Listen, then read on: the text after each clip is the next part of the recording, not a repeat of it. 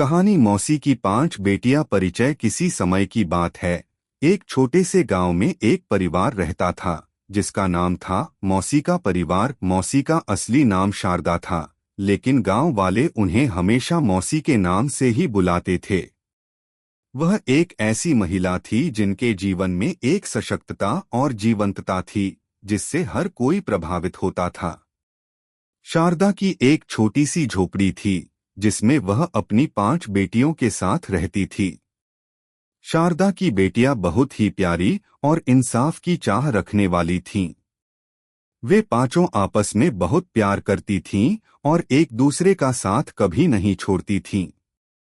इन बेटियों का नाम था काव्या, दीप्ति, पूजा, माया और सीमा। अगर आप अपनी माँ से प्यार करते हो और उनको हमेशा खुश देखना चाहते हो तो चैनल को सब्सक्राइब करो, लाइक करो, हर हर महादेव कमेंट करो। बहुत ही जल्द आपको खुशखबरी मिलेगी। प्लीज वीडियो को लास्ट तक जरूर देखें। अब आगे सुने शारदा की जीवन यात्रा। शारदा की अपनी जिंदगी संघर्ष से भरी थी। वह एक गरीब परिवार से थी और बचपन में बहुत कड़ी मेहनत करनी पड़ी थी। शादी के बाद उसका जीवन थोड़ा बेहतर हुआ था, लेकिन समय के साथ उसकी स्थिति बदल गई।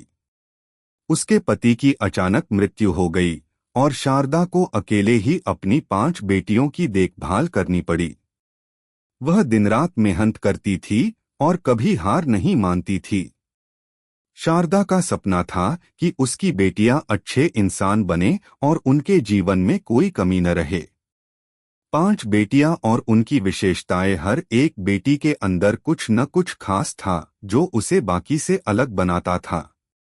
काव्या सबसे बड़ी बेटी थी। वह पढ़ाई में बहुत तेज थी और हमेशा अपनी माँ के साथ रहती थी।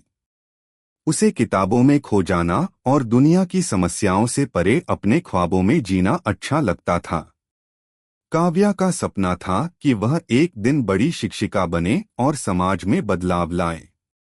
दीप्ति का दिल बहुत बड़ा था। वह हमेशा दूसरों की मदद करने के लिए तैयार रहती थी।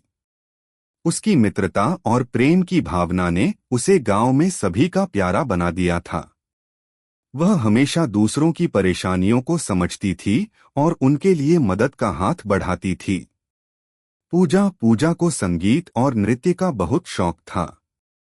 वह हमेशा संगीत की तानों में खो जाती थी। उसकी आवाज इतनी मधुर थी कि जब वह गाती थी तो सभी सुनने के लिए इकट्ठा हो जाते थे। पूजा का सपना था कि वह एक प्रसिद्ध गायिका बने और अपने संगीत से दुनिया को छू सके। माया एक साहसी और दृढ़ नायक थी। वह हमेशा अपनी माँ के साथ मिलकर खेतों में काम करती थी और जब भी कोई कठिनाई आती थी तो माया उसे पार कर देती थी।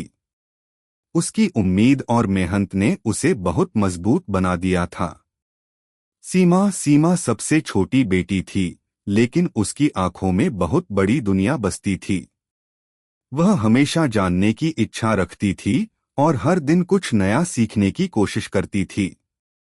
वह कभी भी किसी भी समस्या से डरती नहीं थी। एक दिन का किस्सा। एक दिन गांव में एक बड़ी समस्या पैदा हो गई। गांव के पास की नदी में पानी की कमी हो गई थी और लोग परेशान थे। शारदा के पास कोई विशेष उपाय नहीं था, लेकिन उसकी बेटियां सोचने लगीं कि इस समस्या का समाधान कैसे निकाला जा सकता है।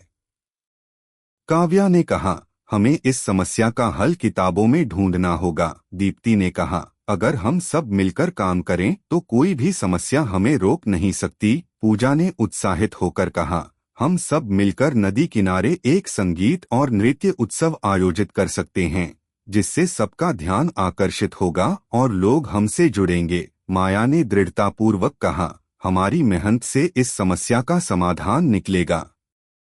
हमें हार नहीं माननी चाहिए। सीमा ने कहा, हम सभी मिलकर यह कर सकते हैं। हमें बस विश्वास रखना होगा। समाधान की ओर बढ़ना। शारदा की बेटियां योजना बनाने लगीं। काव्या ने नदी के बारे में जानकारी इकट्ठा करना शुरू किया। दीप्ति ने गांव वालों से मिलकर उन्हें एकजुट किया। पूजा ने संगीत और नृत्य कार्यक्रम की तैयारी शुरू की। माया ने भूमि और जल संबंधी समस्याओं का समाधान ढूंढने के लिए कृषि विशेषज्ञों से सलाह ली और सीमा ने सभी को उत्साहित करने का काम किया। सभी बेटियां अपने अपने काम में व्यस्त हो गईं और कुछ ही दिनों में उनका प्रयास रंग लाया। गांव के लोग उनके साथ जुड़ गए और एक बड़ा जल संरक्षण अभियान शुरू किया गया। पूजा का संगीत और नृत्य उत्सव भी बहुत सफल रहा और इससे गांव वालों की एकजुटता बढ़ी। माया ने कृषि विशेषज्ञों की मदद से जल की बचत के उपाय बताए और दीप्ति ने गांव वालों को एकजुट कर हर कदम पर उनकी मदद की। मां का गर्व शारदा अपनी बेटियों पर गर्व महसूस कर रही थी।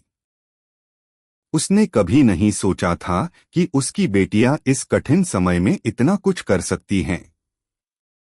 शारदा ने महसूस किया कि उसकी मेहनत और उसकी बेटियों की शिक्षा ने ही उनके जीवन को संबल दिया।